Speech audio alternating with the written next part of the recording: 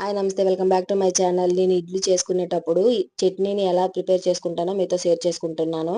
నేను చేసే అన్ని చట్నీల్లోకి ఫాస్ట్ గా అయిపోయే చట్నీ ఇది.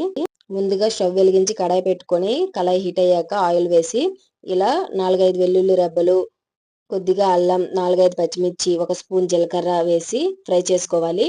లైట్ గా ఫ్రై అయ్యాక 1 కప్పు పుట్నాల పప్పును వేసుకోవాలి. ఈ పప్పు ఎక్కువ వేగనవసరం లేదు.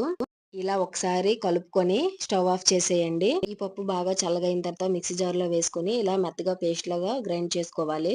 గ్రైండ్ చేసుకున్న దాన్ని మళ్ళీ తాలింపు వేసుకోవాలి.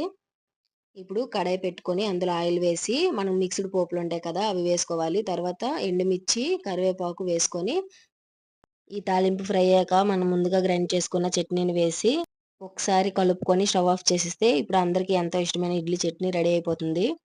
Thank you for watching. మరిన్ని వీడియోస్ కోసం సబ్స్క్రైబ్ మై ఛానల్.